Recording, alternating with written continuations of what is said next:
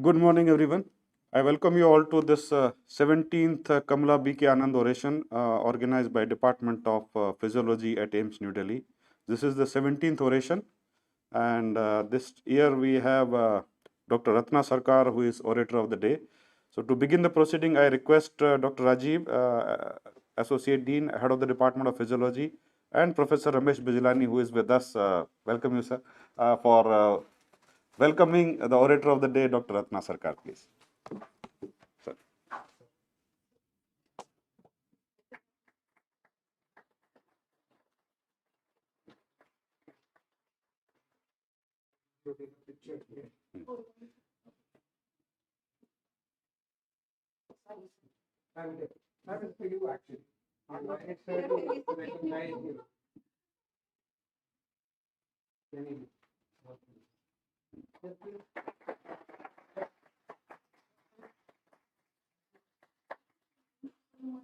And this is my guru, my teacher, my most revered professor.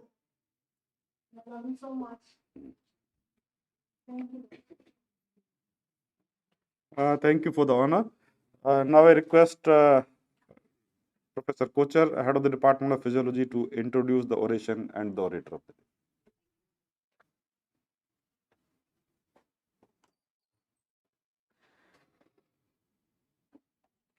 A very warm welcome to all of you, and also a very warm welcome to Professor Ratna Sarkar.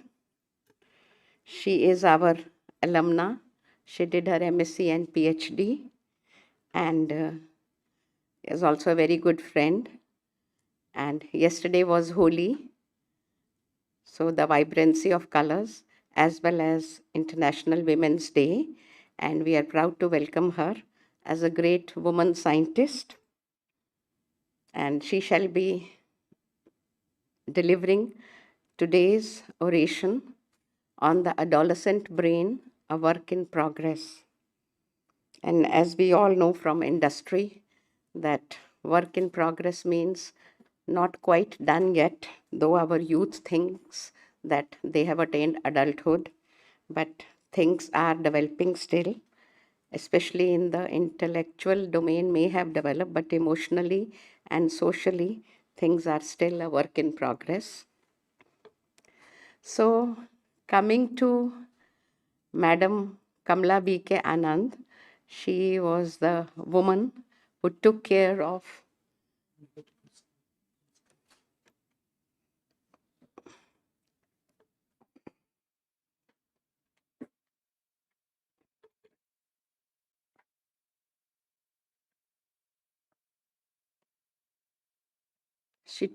the homestead while Professor Anand was achieving laurels in academic and research arena. And she was a very fine lady and who considered all the students in the department as her children, and many times would call them over for tea, lunch, dinner, and also look after their psychosocial and personal issues like a godmother.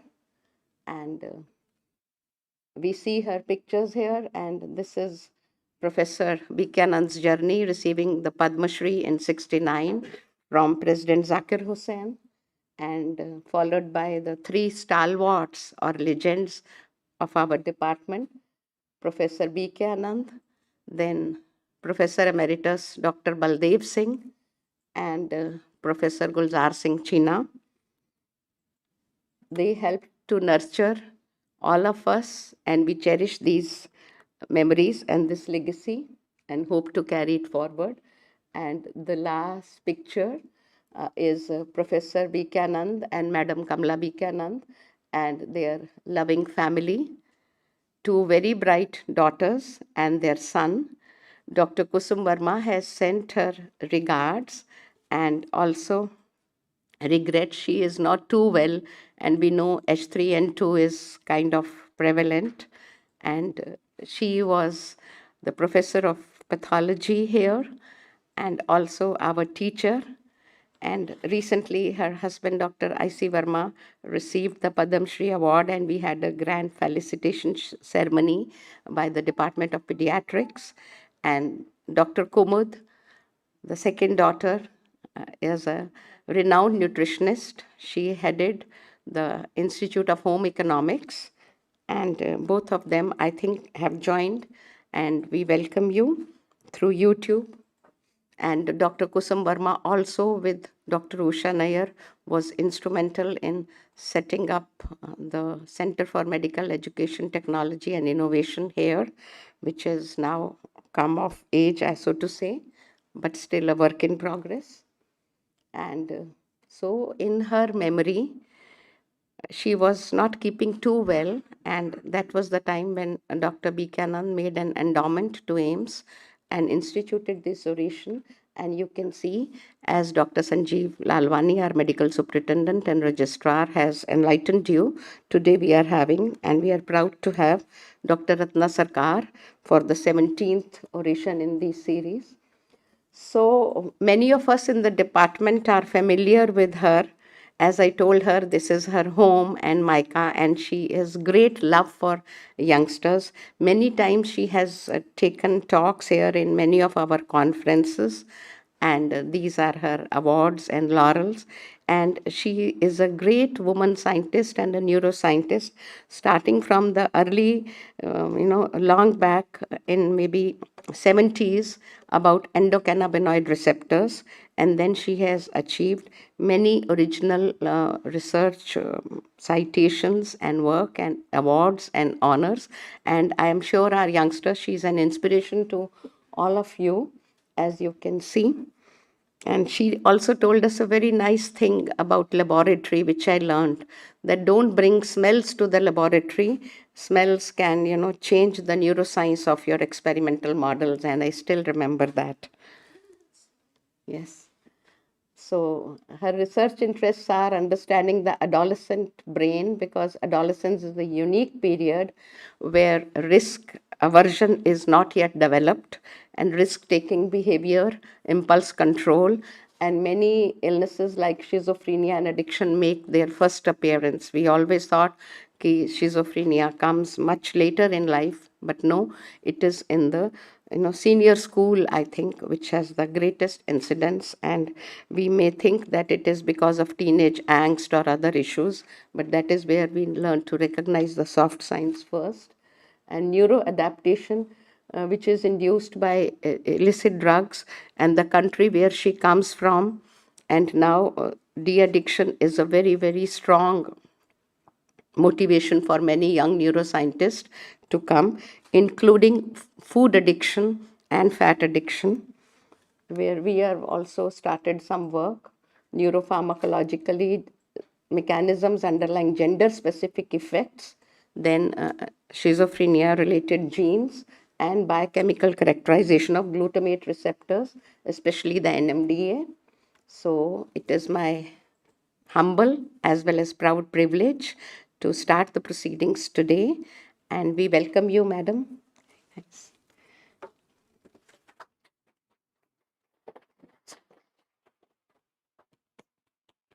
She is also my nanad, so to say, because the MBBS batch and the MSc Physiology, they used to have physiology classes together.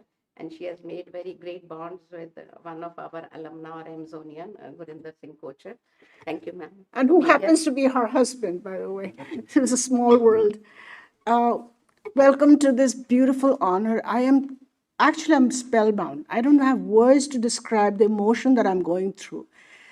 This very building, but 2 floors up, is where I started my scientific journey 50 years ago almost. 1972. Many of you were not even born then. And it was a journey, it's just so enriching, so positive. It wasn't easy. It was an easy journey. It was a very hard, we had to put in a lot of labor and hard work, but that gave you results that are unbelievably fantastic. And if I can, at the end of my talk, inspire in a small way a few of you to go on that journey, my whole idea of coming here and accepting this award would be fulfilled. I'm blessed to have had very, very good teachers, excellent mentors, outstanding friends, and that have stayed with me almost lifelong. Some of them have already gone from this world. Some of my dear friends. But they have been the bond that I needed to progress in life. Let me just go through my slide. So usually when you give a talk, you usually thank people at the end of your lecture or talk. Today I'm going to do the reverse. I'm going to start with the thanks. So I'm going to thank some of the people that I've put here. I'm sorry I missed out the 4 deans. I am very, very sorry for that. It was an honest, humble mistake. And, oh, you said you didn't have it. So the current director, Dr. Srinivas, the former director, Dr. Ramalingaswamy, he was the director, as I was telling Madam HOD, Dr. Kochar, that this hallway that I walked down, I used to be terrified even entering this hallway. This was Dr. Ramalingaswamy's hallway. It had exceptionally powerful air conditioning. We wouldn't even dare enter it, and we just would stand there. And if Dr. Ramalingaswamy was walking up and down, forget it. We were nowhere in sight. So he had such a presence. It was just wonderful knowing him, and then later on coming to know him. And of course, the dean at that point was Dr. B.K. Anand, whom we are honoring today with this award. And I want to mention some of our professors who are no more with us. The late Dr. S.K. Manchanda, who was the HOD of physiology, Dr. China, Dr. Baldev Singh. These were outstanding teachers and mentors. It was just my good fortune to have had them mentor me. And Dr. Usha Nair, who is actually listening in. So I'm going to give a shout out to you, Dr. Usha Nair ji. I'm here, and I want to recognize you that you are my mentor and somebody I looked up to. And so I want to thank you for that. Dr. Professor Guha from IIT, who was my co-mentor for my PhD, along with Dr. Sneh Anand. Then I have my friends. I said friends are very important because they are the ones who will help you through these rough patches that you feel that you're going through life. They're there. And so I have to thank my dear, dear friend, Suman Mandirata, who's no more with us today. But had these people not been there, when I was depressed, experiment didn't go well, and I would go back to the hostel. I wouldn't even eat, and I would just go to my room, lock myself in. She would come knocking on the door, say, Ratna, aa jao, chai banati hu tumhare liye. Alo, chai pee ke jao. Or Sneh Anand would take me, let's go to Green Park, let's go to Evergreen and have rasgulla. And those little things, those memories are precious, and they help you get through the struggles of life. Dr. Shubhata Sinha, I don't know if he's here. He said he was going to be here. Acha.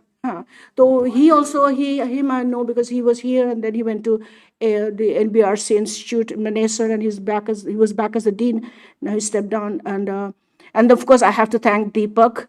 I call them Deepak because they're so much younger to me. They were people that I saw being groomed into becoming future scientists and administrators. Dr. Kochar here. Dr. Suman Jain, she has been phenomenal, walking me through every step of the way, making sure that I got in the cab. Thank you so much for that. Dr. Ratna Sharma, you've been a friend for a very, very, very long time. So I thank you all for this. And also, I might have missed out all the friends and colleagues, etc., and well-wishers who have helped me, all the people that worked in the lab, in the Animal Institute that helped with the animal, take care of the animals. I need to thank all of them. So I cannot mention by name because there's so many, but I want to make sure that I appreciate the hard work and the dedication that they put in. And of course, I don't want to miss out my family, my husband and my children. One of them is right here in the audience. And so I'm thankful for him. I wasn't the mother that mostly people think that she's going to come home every evening and cook food. I wasn't that mother at all. Like Hillary Clinton said, that I'm not the cookie baking grandma. So I think I fit into that. I can relate to that very well because they didn't have a mom who was making food every evening and taking care of them. They had to kind of grow up on their own. I found these precious pictures last night. I was going through my mother's albums, old albums. And you can थोड़ा light कम कर सकते हैं ये बहुत faded picture है and you can see you can identify, you can see Mrs. Anand, Kamla Anand ji is sitting right here. She's right there next to Dr. Anand. And then we have Professor Baldev Singh, Dr. Manchanda, Dr. China, and Usha Nair. And right behind Usha Nair, it's just phenomenal that I'm standing right behind her because she was my role model. So I looked up to her not only in a scientific, but as a role model and how to balance family life and profession. She was a superb role model for me. And it's so phenomenal that I'm standing right behind her. So I just want to again pick these 4 people that I feel have contributed. They made me who I am. And they include, of course, Dr. Anand, who was the dean. He was a dean, and actually what happened was I got admitted to Master of Physiology and the Masters in Biochemistry. So when I met Dr. B. Anand in his office, and he said, तुमको select हो गई हो. मैंने कहा तो ठीक है, पर मेरे को तो बायोकेमिस्ट्री ने भी सिलेक्ट कर लिया है. He didn't say a word. He just picked up the phone and called up, said, Pran, तुम मेरा स्टूडेंट नहीं ले सकता है. Plong, came the phone down. Dr. P.N. Talwar. No, G.P. Talwar, biochemistry. Because I said yes to him. So I ran upstairs to him and I said, Dr. Sahab, ये तो गड़बड़ हो गया. So he said, calm down, कुछ भी नहीं होगा. Daytime your physiology, evening your biochemistry. So that's what happened. I used to spend most of my time in biochemistry, and you see, most of my research has been biochemical. Although physiology, electrophysiology was my heart and soul. And as I said, Dr. Usha Nair was my role model, mentor. Look at the bright smile. I just remember for the smile. She was always smiling, always encouraging. Professor Manchanda, who was my mentor for my master's thesis, as well as for my PhD. And he gave me full liberty. I chose a project, I designed experiments. He said, तुम जो कुछ करना करो, PhD का बननी है तो बन जाएगी, नहीं बननी है तो निकल जाओगे. मेरे को मत कुछ बोलना. Because he gave me so much freedom in choosing the project and how I took with it. And to make a long story short, at the PhD that I got the B. Anand Gold Medal for the best PhD dissertation. So I started with B. Anand Gold Medal for the PhD dissertation. And today I'm being honored with the B. Anand, Kamla B. Anand Oration. My scientific circle is completed now. And Dr. Baldev said, I'm not going to do this. This is a super physician, a super mentor. I am grateful to him because today I'm alive because of him. I'm not going to go into it. If anybody wants, I will tell you, but I owe my life to him. And some pictures from the past, I want to thank my parents, Hemchandra and Anjali Boshurai Chaudhary. If it wasn't for them, I wouldn't be here on this planet, of course. And the little kid there was the one who became Ratna Sircar later on. And some pictures from my good old days. You see SYS and Professor Baldev Singh Manchanda. This was at the Meerut conference of a PEEP conference. And that's my mentor and me. So now let's get back to a little bit about the science part of it. So my lab is actually a developmental neuropsychopharmacology program.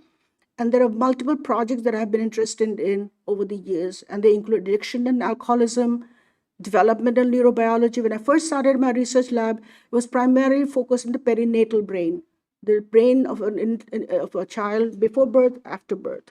And then we've moved into more adolescent brain recently in the last 20 years.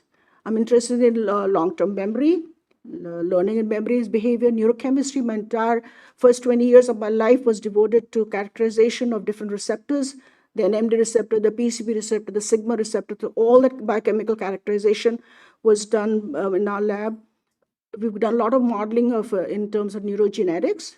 We have selected genes and have created endophenotypes for different conditions, especially for schizophrenia. We have an epigenetic model for schizophrenia, neuroimmunology, imaging. So what I did today was I put together all this into one theme, and that is adolescent teen drinking. So I can bring together all the little pieces from different parts.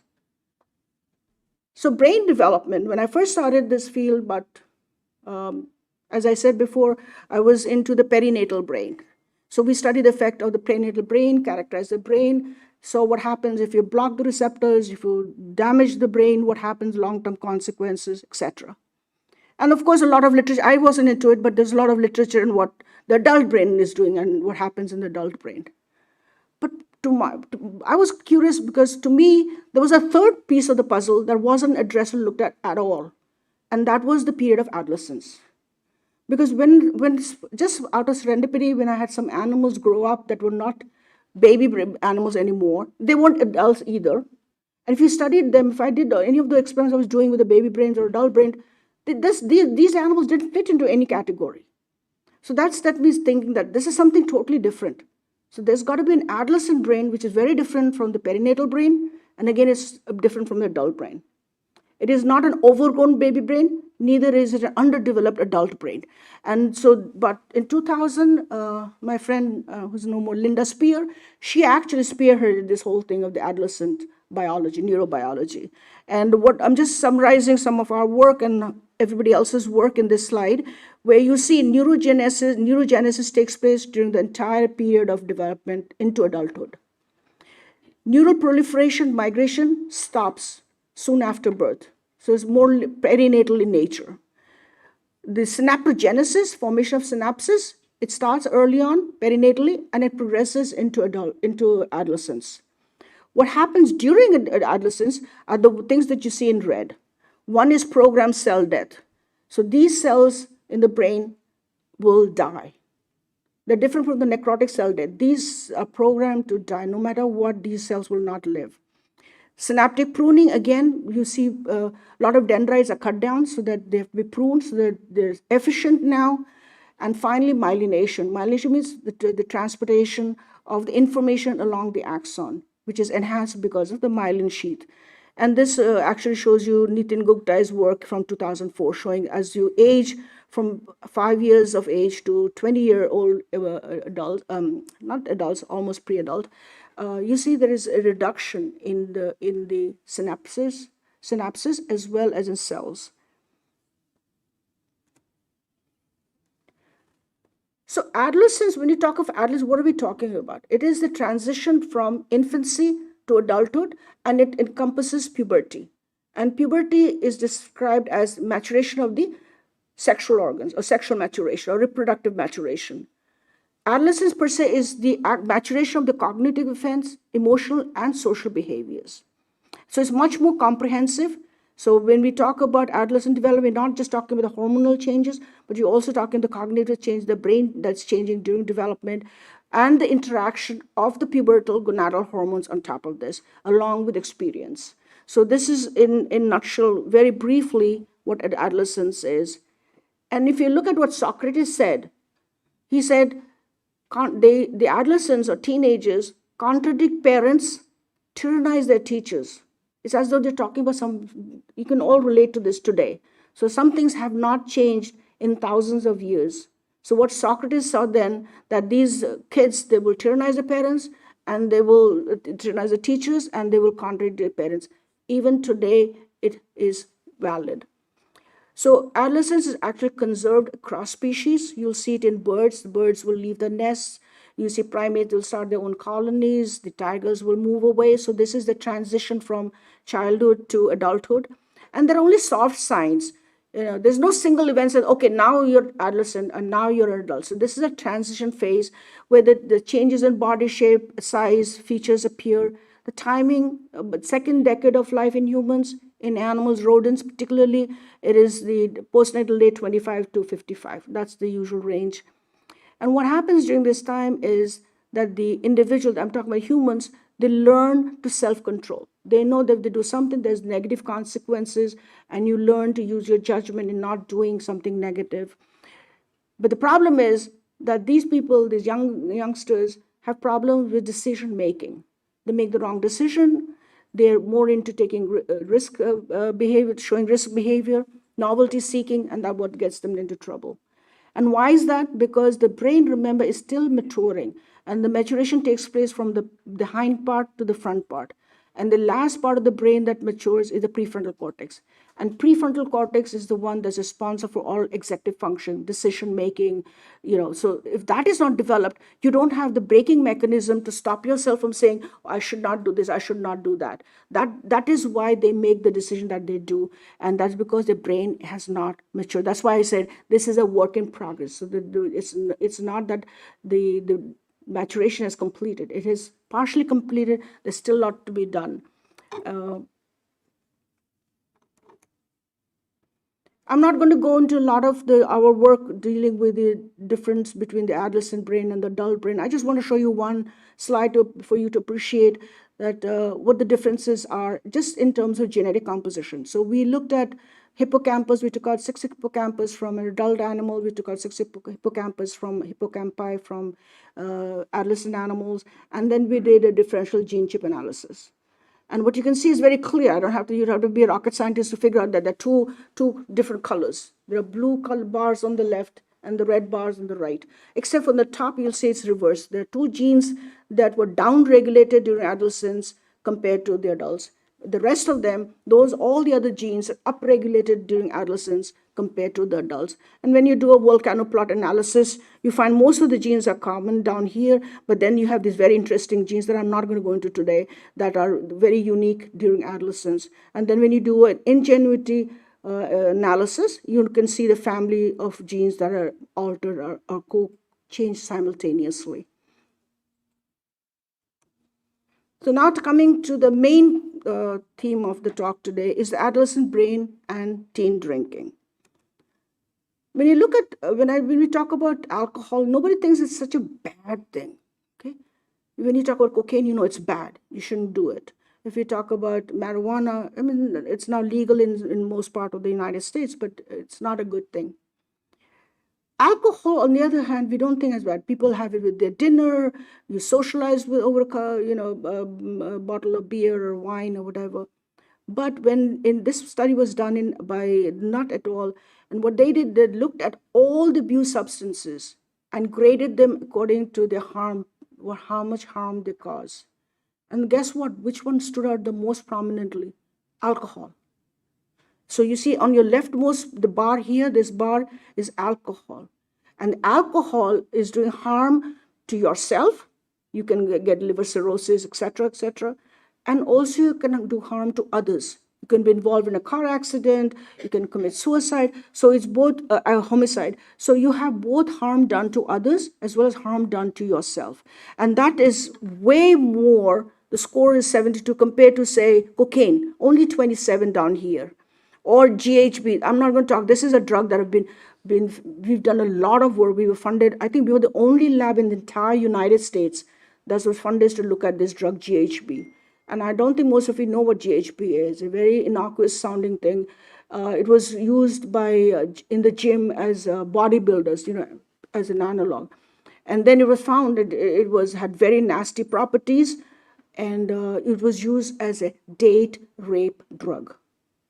And my lab was one of the only lab in the entire United States that had funding from NIH, a huge NIH grant to study GHB. I'm not going to go into that today. And in fact, I was invited to give a lecture to judges and law enforcement people, etc., to talk about GHB. Why is it? What is so unique about it? But that's a story for another day. I'm not going to. But even GHB being so bad, its score is way down here. And if you look at LSD's way, so you see the gradation, alcohol, which we think is innocuous, okay, we can drink a little bit, what is a big deal? Look at the harm score. So this is why I chose for this particular talk to talk about alcohol in teenagers. And it's a major health concern. Every newspaper, you will see articles saying, grim neurology of teenage drinking, binge drinking on campus. And we have certain colleges that are, very notorious for drinking. They have parties, drink parties, like anything. And then I said, okay, some of these articles are very old. Maybe things have changed. So I did a literature, just before this talk, I was going to give the talk, I did a literature search, and I found that even in 2023, there's an article in Las Vegas Review Journal saying just how dangerous it's a huge article, and it goes into all the details. So it's not going away anytime soon. And if you think India is protected, no.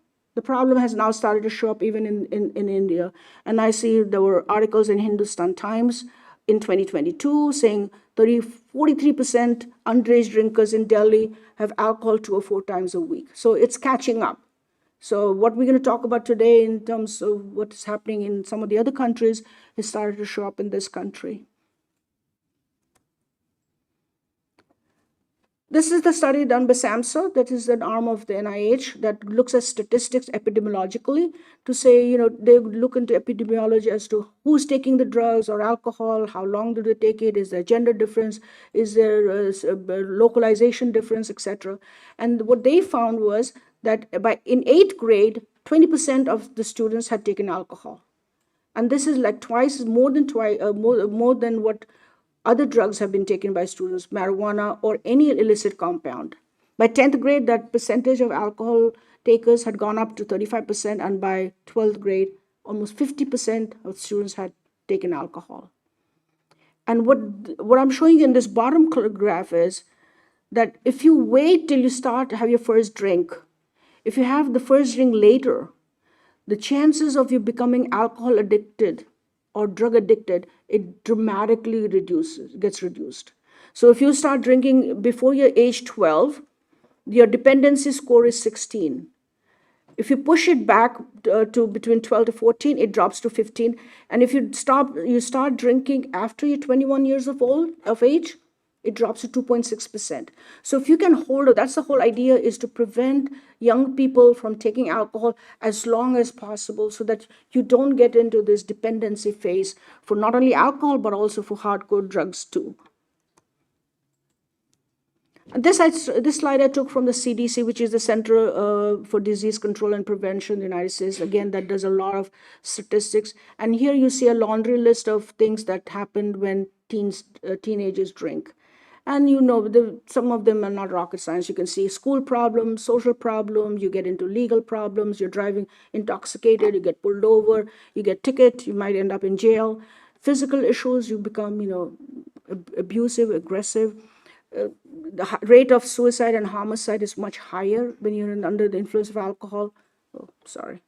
But what I am going to focus on is this last one in red, memory problems or blackouts.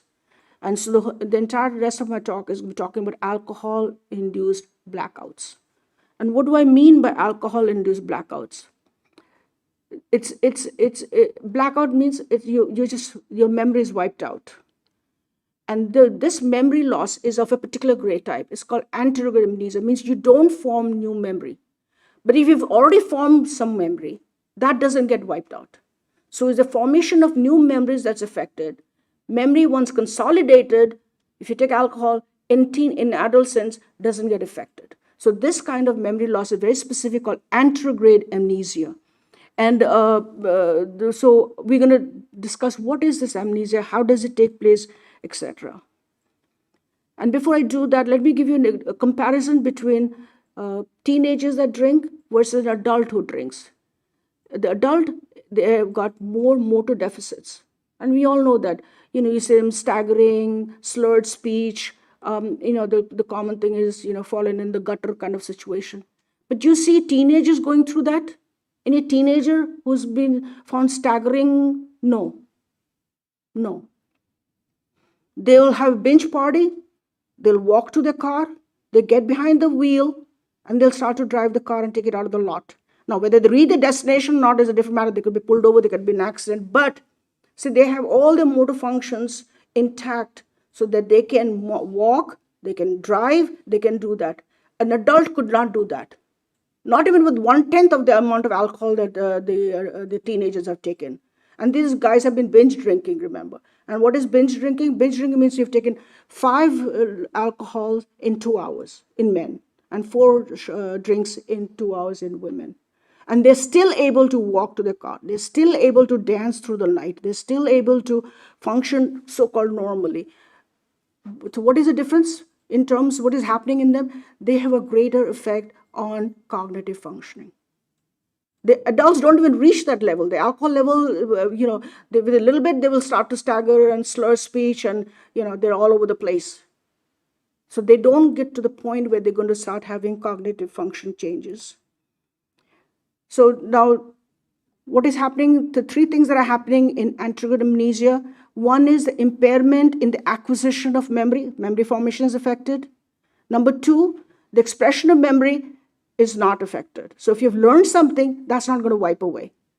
So, but cannot learn something new. And the third is the brain area that's most affected by this alcohol-induced amnesia is hippocampus related. So when we're going to do a modeling, we have to model all 3 aspects of this to understand what's going on. So now I'm going to talk about an annual model, and then we got very lucky. So the model I'm going to show you just worked out beautifully. So how do we test before I even go to the model? Let me tell you, how do we test for memory in animal? There are very standard procedures. I'm not going to go there. Most of you know it. This is a very simple test. And the reason I will show you is because John Fuchs, he's an alumni of City College. He was a 10th Nobel Prize winner from our college. So he was brought, he lives in England. He was invited to give he was, I think, given an honorary PhD degree for City College. And I had the honor of sitting next to him. We had a beautiful conversation, and a brilliant mind, brilliant scientist. And you could think he was running with his ideas. And what is he known for? That the hippocampus is the GPS in our brain. See, we don't get lost. Something in our brain tells us how to navigate and find our destination. That's because of the hippocampus. If the hippocampus is damaged, the spatial memory is going to be compromised. And this little task that we'll show you here is an example of how we do that in animals. Because you cannot ask the animal, what did you eat for breakfast? Or where did you go for dinner last night? The animal is not going to respond to you, okay? But you have to do it in a way that the animal will respond to your question. So this task is a very simple task. You put the animal in a pool of water. The rodents don't like water. They want to run out of the tank, except they can't because the walls are too high. It's a very big tank of water. In fact, when I built this lab, the people were dancing. I'm making a jacuzzi in my lab, so they all want to come and work in my lab because we have a jacuzzi in the lab. Dr. Sircar's lab has a jacuzzi. Well, it's not a jacuzzi. It's an animal pool for testing memory. And so what is actually there's this hidden platform here placed in the pool. So the animal can technically jump onto that platform and escape the water, but it cannot see it. So because it is under the surface of the water is murky, it's white in color, so the animal cannot, while swimming, see that there's a platform there. So what it does is, initially when we train them, we put them on the platform, the animal looks around the room and creates a map based upon those inputs, and it knows exactly within a few trials where that platform is located. And I'm just giving you some raws. I don't know if you can see it. It didn't come out very well. But if you take a naive animal who's not been through the task, you put him in the pool, the animal just goes round and round and round and round, and then finally we take him out or her out of the pool and doesn't find the pool. But if the animal has learned the task, no matter where you release the animal in the pool, it just runs straight to the platform. So this is a very sensitive and very reproducible, fantastic model, and we've used this extensively in our research.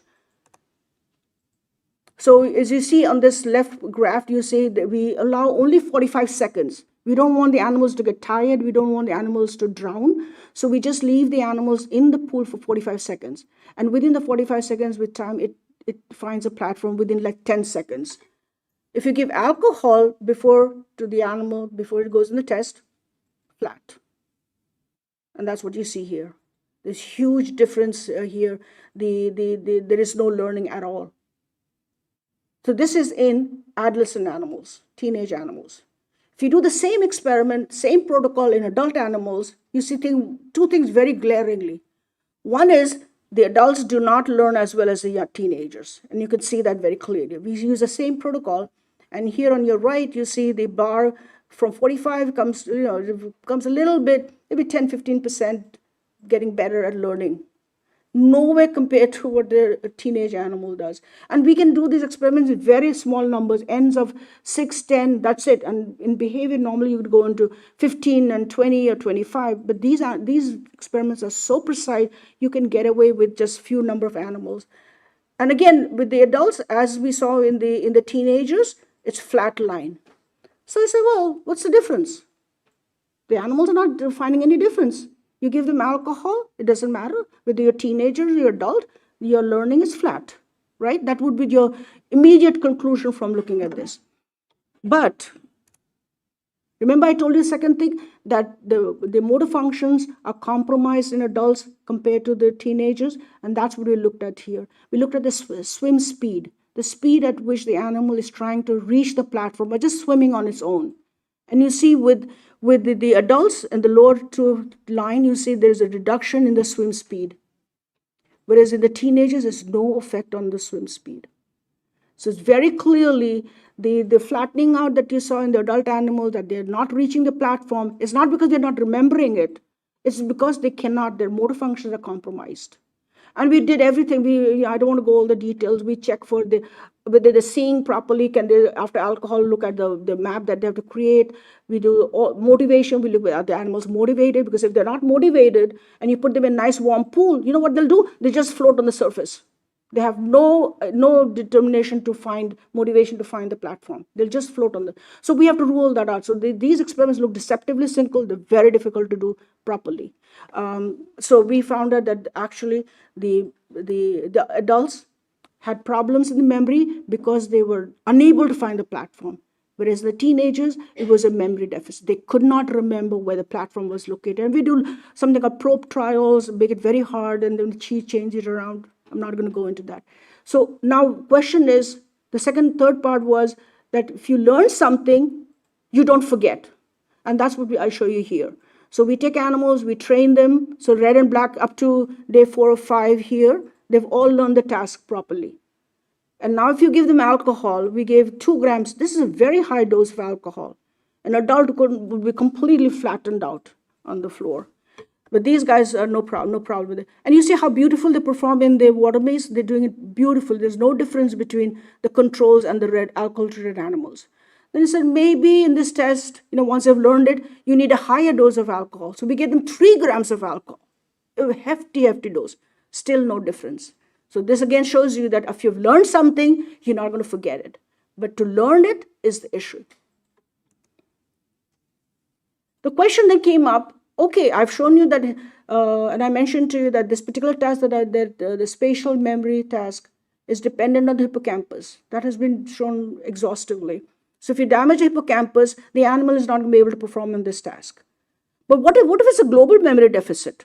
It's not specific to the hippocampus. It could be damage to other brain areas. So then we had to go and look at memory formation that is associated with other brain regions. And we did something called fear conditioning. And I'm sure everybody knows it, but I'm just going to go very briefly over it. So it's based on the Pavlovian conditioning, where you ring a bell and the animal sees meat and the animal starts to drool, that kind of thing, except this is in a negative context. So you put the animal in the chamber, there's a grid there, there's a light comes on, the sound comes on, and during the last few seconds, the animal gets a foot shock. And since the animal is in an enclosed chamber, it cannot run away, it freezes. So you measure how much freezing takes place to determine how much memory they have. So you give a couple of sessions of pairing the sound with the foot shock, and then you send the animal back home to its home cage.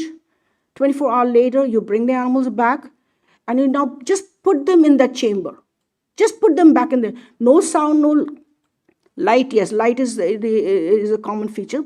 Just light is going to stay on. No sound, no foot shock. And guess what happens? The animal freezes, just being in that chamber. This is called contextual memory. So the context is the same thing, the spatial memory. This is again hippocampus dependent. Another version of it is the next day, instead of putting the rat back in the same chamber where you got the foot shock, you put the animal in another chamber, but this one has a bell. So when you ring the bell, the animal freezes. It thinks it's going to get a foot shock, but it's not. It's the bell just ringing. This is called cued fear. That fear is because of the cue, the sound. And this cued fear is based on the amygdala. And if you destroy the amygdala, cued fear is wiped out. So you see, with one test, you can test 2 different brain regions. You can do a contextual fear conditioning to see if the hippocampus memory is affected, or you can do the cued memory and see if the amygdala is affected or not. And so using this particular paradigm, again, very sensitive, but very, very labor intense. I've lost many technicians who did not want to do this, but we have Keita, Dr. Ishiwari was excellent. I mean, he was so meticulous. I don't think another one could have done this kind of experiments. He was absolutely phenomenal. So he would put the animals, and again, remember, you can give alcohol before the animal learns, or you can give the alcohol after the animal learns, and he did the both ways. So here he gave alcohol before the training started, and in another group of animals he gave alcohol after the training was over, when the animal had learned.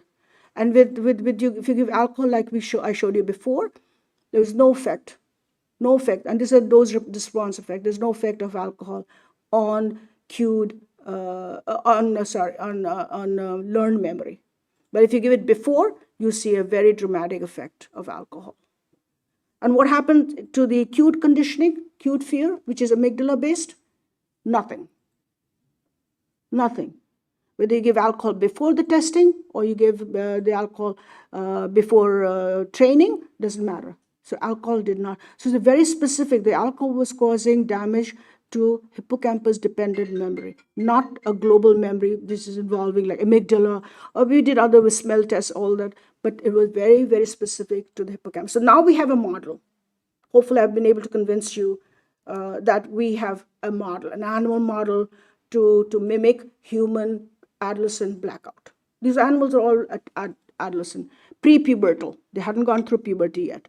So we have met the criteria that alcohol impaired the acquisition of memory, alcohol did not impair expression of memory, and it was specific to the hippocampus. So now we have a model. Now we can look at all the mechanisms that are involved. So before that, I'm just going to show you one little piece that Jamal did, and it was a very nice little piece of work. He took now post-pubertal animals. Till now, I was showing you data from pre-pubertal, so they didn't have any hormone rushes going on. Now these animals have reached sexual maturity, and they're sexually matured. And he took males and he took females, and he did the same test. I think this was in contextual conditioning. So he did this, what I mentioned showed you before. And look how he saw. What he saw was, this is the control animals, females with alcohol. There was a reduction. Memory was compromised. But look what happened to males. Nothing. So this was very interesting to us, that we were seeing gender differences in this behavioral paradigm. And then to take it further, I'm not going to go into all the details. He looked at animals at different phases of the estrous cycle. Like humans have menstrual cycle, the rats have 4-day estrous cycle. And what he found was the day of the estrus, when both the progesterone and the estrogen levels are very low, it was exactly like the males, that you did not see an effect of alcohol. But if either estrogen or progesterone were high, you will see the alcohol effect. So that pretty much tells us that it's mimicking what we've seen with the males. And then he took a step further. This time we did sham-operated animals, and we did animals that had been, where the ovaries were removed, and then they were given exogenous estrogen and progesterone. So on your left, you see the sham-operated animals, means they have intact ovaries, and you see the beautiful alcohol effect. You remove the ovaries, they become male-like, there's no difference. You give them estrogen back, estrogen and progesterone actually, and you can recapitulate what you saw before. So very clearly showing that the hormones can manipulate the behavior that I showed you before. This was like a side project, it didn't come to the main story. And what was exciting is that till then we hadn't seen anything in literature about this. So we published this in 2018. And in 2020, Aaron White, who actually worked with Scott Schwarzwelder, he wrote an article showing that in humans, the females are more susceptible to alcohol-induced memory blackouts. So it was just so nice to see our animal data being complemented with the human study, that there is a gender difference and the females are more sensitive. And we had already shown that a couple of years before. So it was a nice addition to our literature. Now the whole idea was now to have a model so that we can understand the whys and the hows and etc. All the details is what's going on in the brain. Why are we seeing this effect? So I'm going to now walk you through a few slides looking at the mechanisms. How am I doing in terms of time? How much time do I have? 10 minutes? I literally have to rush through then. Okay, so being an electrophysiologist, first thing you do is you check out the hippocampus, and I'm sure I don't have to talk to you. You guys are all experts in LTP, long-term potentiation, which is a mechanism of memory. And so we put the electrodes in the Schaeffer's collaterals, in slices. These are done in hippocampal slices. And you pick up the potentials from the CA3, CA1 pyramidal neurons. And when you give a single pulse, you get a little bit of depolarization. I show you a cartoon here a little bit. When you give a tetanus, very rapid fire stimulation, you get this exaggeration response. This red P, this is after the post-tetanic stimulation. You see this increase, augmentation in potentiation is what causes the memory formation. This little phenomenon called LTP, long-term potentiation. So we looked at LTP in alcohol-treated animals, adolescent animals, and vehicle-treated animals, and you see a very distinct reduction. Yellow is alcohol-treated animal, the LTP, and the pink magenta is the control animals. So you see a big difference there in terms of LTP generation. So that's electrophysiological. I'm just going to give you brief summary slides. So there's a lot of data in between. My entire first 20 or 25 years of my scientific career was to understand the glutamatergic system, and I've given you lectures ad nauseum about the NMDA receptor, which I've been characterizing for the longest period of time. So I'm not going to go into details, but today I'm just going to tell you that glutamate is one of the excitatory amino acids that's released in the brain as a neurotransmitter. It crosses the synaptic cleft and then binds to a whole bunch of glutamate receptors. One of them is this NMDA receptor. And I've spent like the last 40 years of my life looking at this one receptor. It's a very complicated system. I'm not even going to go into it, just to make you appreciate that this receptor has different binding sites, and there's a PCB site here, there's a spermidine site, there's all binding. I'm not going to go into any of this. If you're interested, I can have a separate lecture right just on this one issue. But 3 gene families make up this receptor: the NR1, which is constitutive, NR2, and NR3. And NR1 is constitutive, means you cannot have an NMDA receptor without NR1. So NR1 has to be there.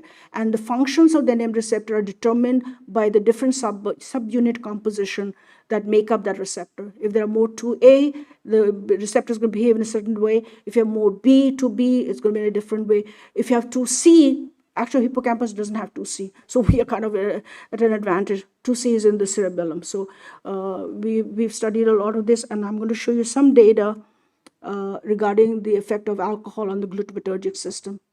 So here I've just shown you a flow chart. So glutamate is stimulated, actually released.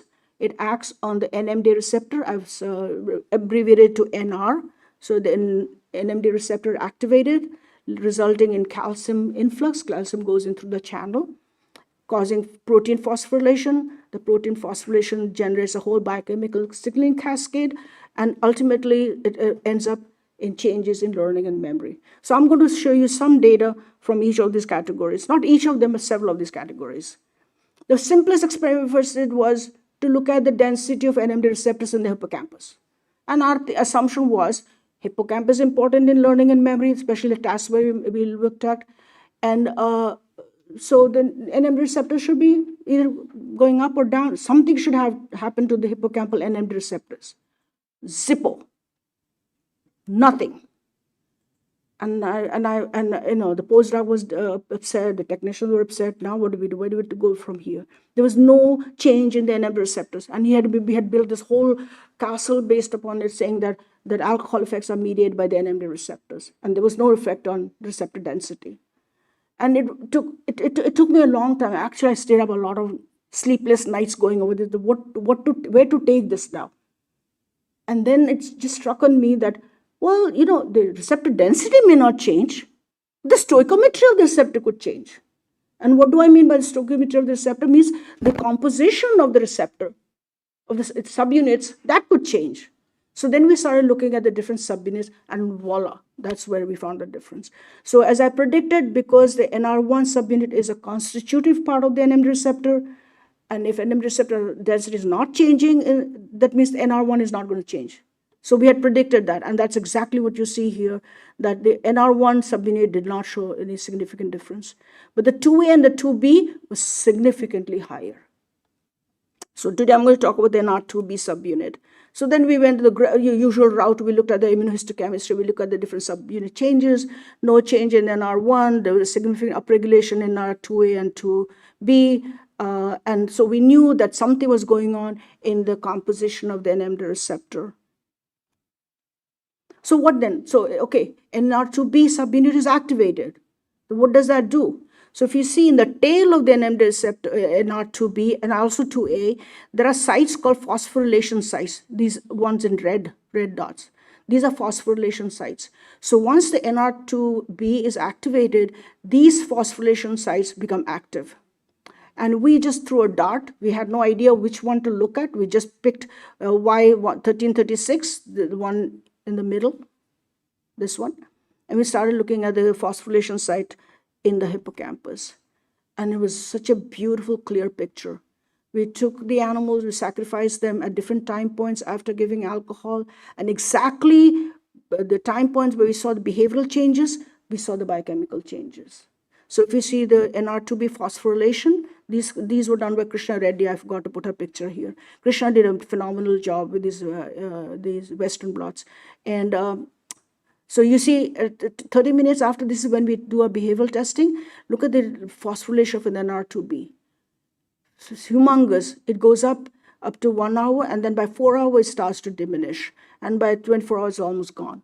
So this was a beautiful way of saying that the phosphorylation of the NR2B correlates with the behavioral changes we are seeing. And we saw that with both the female and the male animals. I'm just giving you summary slides. I don't want to, I already have gone over time. So one of the steps in the phosphorylation of NR2B is the Sircar kinases. So we next looked at the Sircar kinase, this one. And here's the data for that, exactly what we saw with the NR2B phosphorylation, that Sircar increases within 30 minutes. ये काम करना बंद कर देता है. It goes up in 30 minutes, stays high for 1 hour, then by 4 hours, exactly like the NR2B phosphorylation. So you see the time points are coming beautifully. So NR2B activation, NR2B phosphorylation, associated with Sircar kinase phosphorylation. And then, of course, not going to go into a lot of detail, don't worry. I'm just going to show you one more binding partner, which is, we've done some PSD95, we did FIN, but I'm going to show you NNOS, which is Lauren's work. Lauren Malawi did that, and we found the same thing. Within 4 hours, we found NNOS going up also. So these are all correlative changes. So to put it in a nutshell, what we're saying that alcohol causes alteration in the postsynaptic NR subunit compensation, particularly NR2B, that activates Sircar protein, that causes NR2B phosphorylation, NNOS is activated. Then there are other steps that we have to still fill in, and then that affects learning and memory. So I'm going to leave with that, but one last piece I'm going to add is what about the anatomical? Are there any changes anatomically? And so here I show you some PET imaging. Yeah, some of you may say, PET imaging in animals? Yes, we were fortunate enough. But unfortunately also the lab closed down. It was so expensive that ultimately closed down. But what I'm showing you here is PET imaging in alcohol-treated animals versus control animals. And on the top, the cumulative picture from 6 animals. And you see green means less activation. And when you give them give alcohol, single dose of alcohol, the brain lights up like a Christmas tree. And so not only is the hippocampus activated, the prefrontal cortex is also activated. And I haven't showed you any story with the prefrontal cortex, because that's where the decision making takes place. And that's a totally topic for another day. So, but I want to appreciate that I've been harping on hippocampus. But also one of the brain regions that is very important in alcohol-induced executive functioning problems is because of this hippocampus, the prefrontal cortex activation that you see here. One last little bit here, that if you give repeated alcohol, the brain shuts down. So you only see the activation following a single acute administration.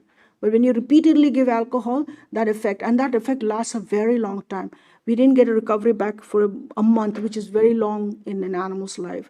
And finally, last piece of data I'm showing you is we did some Golgi staining to look at the structure of the hippocampal pyramidal neurons, and there's a huge difference. If you look shoal analysis, looking at the branch point analysis, you see a reduction. Blue is alcohol treated, red is normal animals. You see a reduction in branch pointing. So it means that the dendritic arborization of the pyramidal hippocampal neuron is far less complex than you would see in a normal animal, and very dramatic. Then you can see the spines. We did spine counting, etc. So this also tells you that at the structural level, that there are changes. So I've shown you electrophysiological changes, I've shown you biochemical changes, and I've also finally shown you some. And with that, the carry-home message is alcohol in adolescent animal causes memory deficit that mimic human teenage alcohol amnesia called blackout. And adolescent alcohol-induced memory deficit is associated with structural, cellular, biochemical, molecular changes in specific brain regions. And actually, I'm just going to end with this. Wall Street Journal picked this up, and it was like, wow, the Wall Street Journal thinks this is important. And I think we probably got a grant. I think we might have gotten grant. So I just want to show you that the Wall Street Journal, Angela Chen, she wrote a whole piece on adolescents drinking takes lasting toll of memory. And we were like, the whole lab had a big celebration. We're not the only ones, by the way. There are other labs that are doing it. But I think this story that I told you is from our lab. I think nobody's done this much work with all the different aspects. So new research indicates that even moderate drinking by adolescents on a regular basis can cause potentially lasting changes to part of the brain that affects memory. And we said, hurrah, this is it. Maybe we should have an alcohol celebration, which we didn't, of course. And I want to end with my thank you. And I have thanked people, but I also want to thank all my collaborators. I want to thank Jerry Rudy, who taught me. I'm not a behavioral person. I knew nothing about behavior. All I knew, the animal look, albino rats, that's all I know. But he taught me how to do memory testing in these tiny baby animals. He is phenomenal. Then I was the NM set of pharmacology, all the detailed nuances.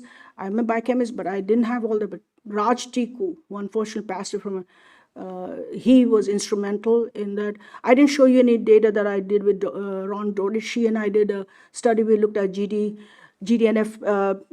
expression. Then, of course, I did some cannabinoid receptor with Hungun Basalingappa from Columbia University that I didn't present today. But some of the others I have here, and then all the people from my lab, and all the funding we've got from different NARSAD, Stanley Foundation, that funded our research for almost 40 years. And with that, I'm going to say thank you.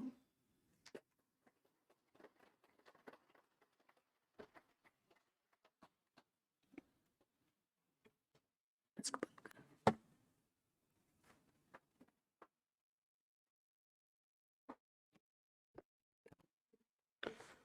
Thank you, ma'am, for this enlightening talk. There is no question and answer in oration, unfortunately. So we can have a discussion on with a cup of tea outside. So now it is time to felicitate the orator. May I request our honorable director, Professor M. Srinivas, head of the Department of Physiology, Professor Ramesh Bijlani, and Dr. Rajiv Kumar, Associate Dean, to please.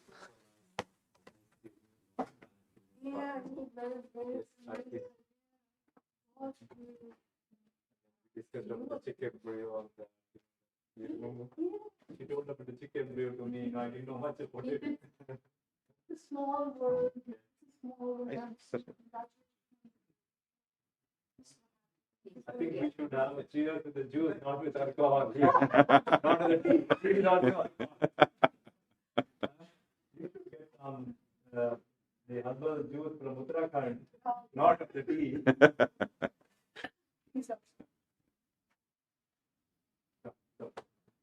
Please, this is from Andrew. Come.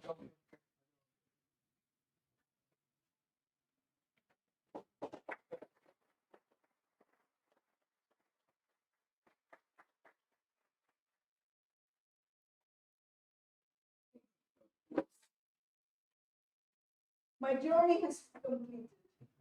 Started deacon and gold medal for my PhD thesis, ending with Kamla. Yes.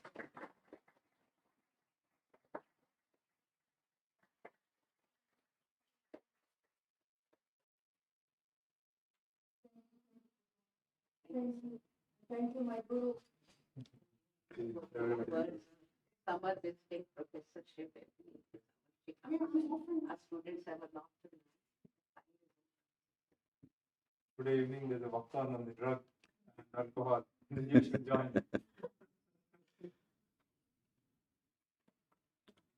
So thank you, sir. Now it is time to deliver the vote of thanks. May I request Dr. Rajiv Kumar, Associate Dean, to do the honor, please.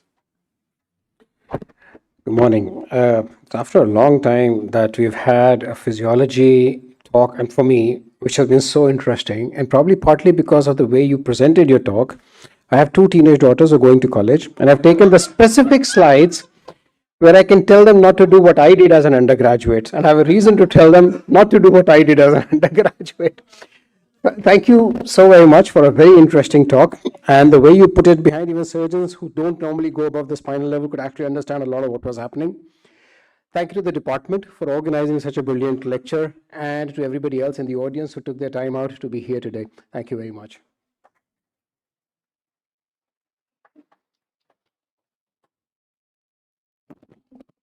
So now it is time to request all of you to join us for the snacks.